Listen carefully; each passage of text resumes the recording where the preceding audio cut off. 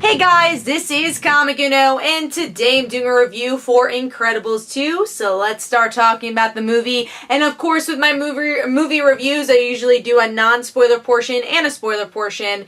So non-spoilers, first, I would like to say, if you guys have not seen my channel or videos on Incredibles, Incredibles is my favorite movie of all time. It has two things I love, well, three things: animation, Disney, and superheroes. So of course I love the first movie. I've seen it a billion times, and like I said, it's my favorite movie. So I was really excited for the second movie, and I thought it was pretty good. I thought it was a very solid movie. I have some negativities about it.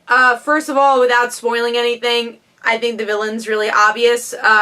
Right when I saw the character, I knew that was going to be the villain. And I'm going to go into some of the more outdatedness I felt like was in this movie, and I'll go into that commentary a little bit more in my spoiler review. But I'll say the aesthetic of the first film was very 50s oriented, and it sticks with that. You know, because obviously with the first movie it's about superheroes, and the contrast of a nuclear family, and there's a lot of ideals and themes that you would see from something that's relating to the 50s or commentating on the 50s. And the time period wasn't as obvious, though, in the first movie. And the reason why I find it to be a problem, though, is because it's in modern times, but it's also trying to say, hey, we're taking things from the 50s. So it's kind of this weird, you know, time period. I don't know what it's supposed to be. Like, is it supposed to be modern times or supposed to be the 50s?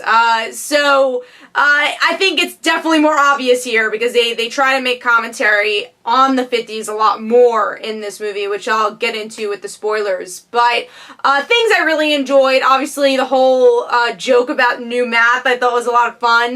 There's a lot of things we saw in the trailer, though, with the jokes. But I love the family. I love their dynamic, and I think all four of them have a lot of good screen time. I think they were able to divide it a little bit better as the family in the first movie. You definitely got a lot more of the family in that first one. Here, there's good arcs for everybody, but it felt a little separated because of the way the movie played out.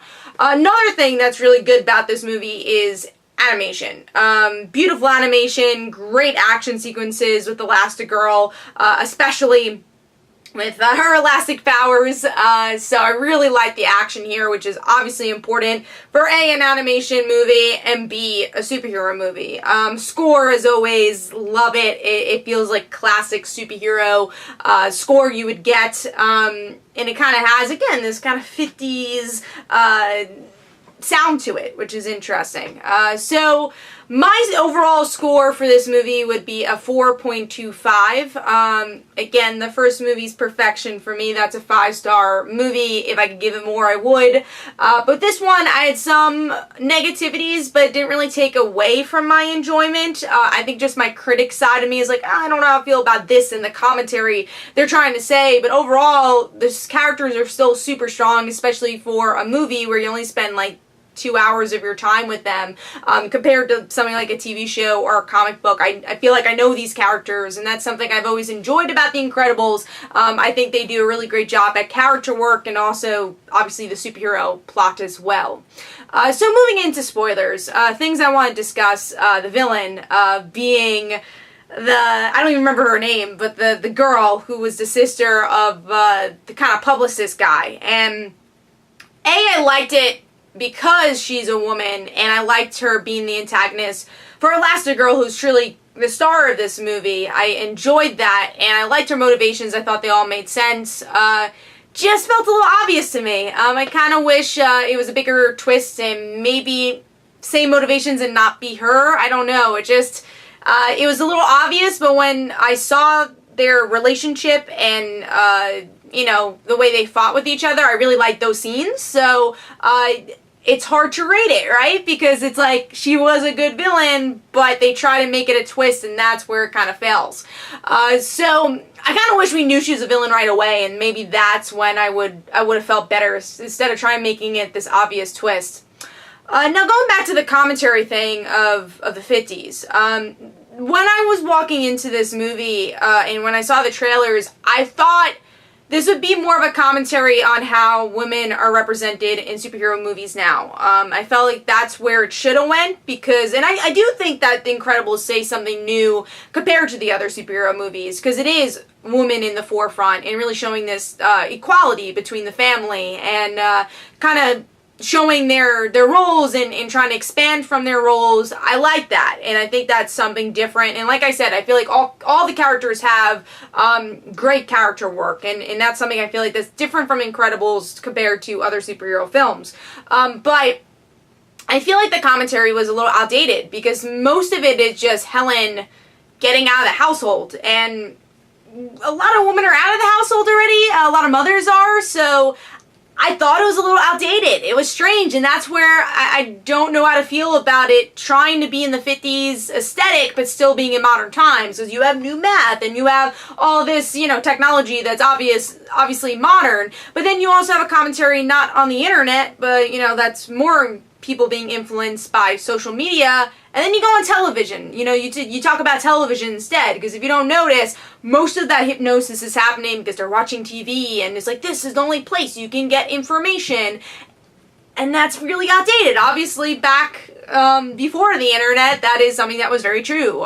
You had this commentary on television. You only really got one point of view. And that's kind of what this movie's about, is this, that people in the outskirts believe this about superheroes, believe that they're bad because they're only getting one point of view. It's the television, it's the news, it's the media. And then they're saying, hey, show yourself, show that there's another point of view. And again, with the internet, I feel like everyone has different point of views and you get to see that. So I think the television commentary is a little outdated for this movie. So that's my big problem, but also a minor problem because it doesn't necessarily take my enjoyment out of it. I just kind of wish it was a little bit more aware of that. Because Helen's story especially is dictated by that commentary, where as a woman, I kind of wish there was more of a modern commentary on mothers and female superheroes that I think is needed and still is needed in some sort of movie. I think Wonder Woman is the first step of saying something. And obviously there's a lot of comics that have, but I thought Incredibles could be another place, and it has something to say, just maybe not for modern times, and maybe it's because of that 14-year gap we had to wait. That could have been a negativity for it, but still overall, like I said, I still love this franchise. I still really enjoyed this movie and had a fun time. I'll be seeing it a second time as well to kind of dissect it, but these are my initial thoughts. They might change over time, but overall, I give this 4.25 stars. Was it a successful sequel? Yes, I will 100% say it was a successful sequel. I enjoyed it, and I wasn't disappointed by any means. I felt like this franchise could do even more, it just because I have so much expectations for this franchise. I put it on another level, and that's why I think it could have done more to reach that 5 stars for me. But let me know in the comments below, what did you think of the movie? This is Comic Uno. Don't forget to follow me on Twitter. Don't forget to like my Facebook page. Also, description below, there are links to my comic book, Like Father, Like Daughter. And don't forget to like the Facebook page of Like Father, Like Daughter. And I'll see you guys later. Bye.